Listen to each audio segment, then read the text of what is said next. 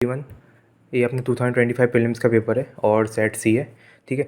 तो जैसा कि आपने वीडियो के थंबनेल में देखा, अपन इस पेपर में वो क्वेश्चन डिस्कस करेंगे जो डिस्प्यूटेड यानी कि जिनके मल्टीपल कोचिंग्स में मल्टीपल आंसर्स दे रखे हैं और जिन क्वेश्चंस में यूपीएससी के आंसर की में वेरिएशन आने के चांसेस हैं, ठीक है। तो जैसे कि ये क्वेश्चन देखो अपना 26 वाला, तो how many of the above countries have more than 4 time zones. तो इसमें कुछ कोचिंग्स ने ओनली 3 दे रखा है आंसर, कुछ ने ओनली 2 दे रखा है, इस तरह से, ठीक। तो वैसे तो मैंने इसका ओनली 3 मार्क किया है, लेकिन हो सकता है इसका ओनली 2 भी हो, क्योंकि थोड़ा वेरिएशन हो सकता है, क्योंकि कितने ऑफिशियल टाइम जोन है कितने नहीं है, इस तरह से है, ठीक है। और ठीक है, इसके अलावा अपना अगला क्वेश्चन है तो क्वेश्चन नंबर 32, ठीक है। इसमें है कि founding member of international north south transport corridor, ठीक है। तो इसमें है कि नॉर्थ साउथ ट्रांसपोर्ट कॉरिडोर क्या है, मतलब तो एक ऑप्शन है कि India to Central Asia to Europe via Iran, एक ऑप्शन दे रखा है। कुछ कोचिंग ने इसका डी आंसर भी दे रखा है, India to Europe through Azerbaijan, ठीक है।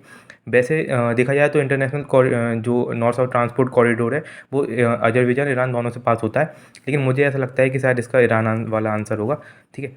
बाकी आप बताओ कमेंट में कि क्या आंसर होगा। इसके अलावा इस क्वेश्चन पे भी डिबेट चल रही है, ये अपना वेट बल्ब टेम्परेचर वाला क्वेश्चन है। तो लोग कह रहे हैं कि जो peninsular India most like to suffer from flooding, तो वेट बल्ब टेम्परेचर फ्लडिंग और ड्रॉट से कोई डायरेक्ट रिलेशन नहीं है, तो लोग कह रहे हैं पहला स्टेटमेंट गलत है।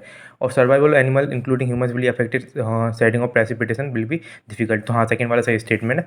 तो डाउट है अपना 2 ओनली और बोथ 1 and 2, मतलब बी और सी में डाउट है, ठीक है। खैर मैंने तो इसका ये मार्क किया था, तो ये है, ठीक है। इसके अलावा जो और डाउटफुल क्वेश्चन है वो है क्वेश्चन नंबर 42, ठीक है। तो 42 अपना ये इसमें 3 स्टेट दे रखे हैं और उनके सामने तीनों का डिस्क्रिप्शन दे रखा है, ठीक है। तो कुछ कोचिंग्स ने इसका आंसर ओनली 1 दिया है, कुछ कोचिंग ने ओनली 2 दिया है, ठीक है। क्योंकि पहला स्टेटमेंट तो सही है, अरुणाचल है जिसमें 2 नेशनल पार्क हैं और इसकी कैपिटल एक फोर्ट के नाम पे है, ठीक है, ईटानगर। उसके बाद नागालैंड और त्रिपुरा वाले में से कोई एक स्टेटमेंट सही है। तो कुछ कोचिंग बोलेंगे कि ओनली 2 होगा, कोई बोलेंगे नहीं ये दोनों ही गलत है और पहला वाला स्टेटमेंट सिर्फ सही है, ठीक है। तो ओनली 1 और ओनली 2 में डिबेट है, ठीक है। उसके बाद जो अगला क्वेश्चन है वो है अपना क्वेश्चन नंबर 61, ठीक है। तो ये वाला अपना क्वेश्चन है। तो इसमें क्या है कि studies indicate that the carbon dioxide emission from the cement industry account for more than 5%, ठीक है। Silica bearing clay is mix with limestone और लाइमस्टोन कन्वर्टेड इनटू लाइम, ठीक है। तो ये दोनों सही हैं। अब तो सी और डी स्टेटमेंट गलत हो गए। अब जो ये दोनों स्टेटमेंट 2 and 3 वो 1 को एक्सप्लेन कर रहे हैं कि नहीं, इस पर डिबेट है। कुछ लोगों का कहना है कि सिलिका बियरिंग क्ले है तो सिलिका का कार्बन इमिशन से कोई डायरेक्ट कनेक्शन नहीं है, वेयरएस लाइम होता है कैल्शियम कार्बोनेट, तो उसका डायरेक्ट कनेक्शन है। तो थर्ड वाला सिर्फ एक्सप्लेन करेगा, सेकंड वाला नहीं करेगा। तो देखते हैं ए और बी में से क्या आंसर देता है यूपीएससी, ठीक है। उसके बाद अपन आते हैं क्वेश्चन नंबर 77 पे,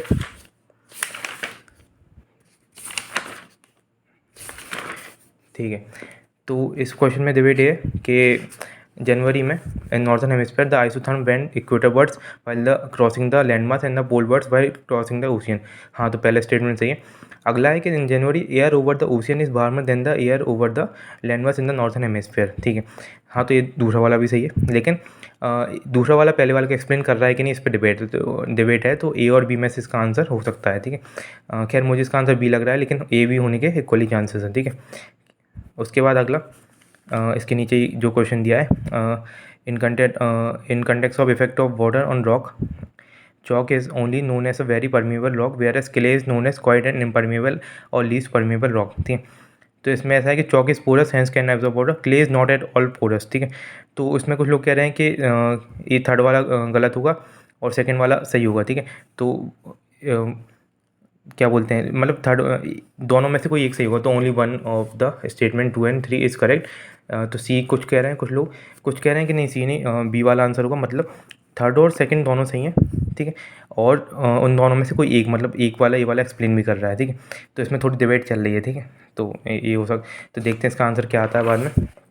उसके बाद एक क्वेश्चन जो एक आखिरी क्वेश्चन जो डिबेटेबल है वो है ये वाला क्वेश्चन 93। तो इसमें ऐसा है कि 3 ऑर्गेनाइजेशन दिए, ठीक है, और तीनों के फंक्शन दिए हैं और तीनों की मिनिस्ट्री दी है। तो इसमें जो पहली वाला है ऑर्गेनाइज वो तो गलत है, डायरेक्टर ऑफ इन्फोर्समेंट होम के नहीं आता, पर्सनल मिनिस्ट्री के अंदर आता है ईडी। उसके बाद डीआरआई है और अपना director general of system and data management. तो इन दोनों की मिनिस्ट्री तो सही दी है, पर इनका जो फंक्शन है वो शायद कुछ लोग कह रहे हैं कि फंक्शन में एक में गलत कर दिया है और एक में सही किया है, तो ओनली वन आंसर होना चाहिए। कुछ कोचिंग्स कह रही हैं कि दोनों ही फंक्शन सही है तो ओनली 2 आंसर होना चाहिए। तो देखते हैं, मैंने इसका ओनली 1 मार्क किया, देखते हैं इसका आंसर क्या होता है, ठीक है। और कोई क्वेश्चन आपको इसमें डिबेटेबल लग रहा हो, ठीक है, विथ प्रूफ आप मुझे कमेंट में बता सकते हैं, ठीक है। तो मैं अगले वीडियो में उन क्वेश्चंस को कवर करूँगा। और इसके अलावा कट ऑफ क्या रहने वाला है इस पेपर में, तो वो भी मैं अगले वीडियो में कवर करूँगा। So thank you so much for watching this video. आप चैनल को सब्सक्राइब करो, मैं अगले वीडियो में कट ऑफ बताऊँगा। ओके।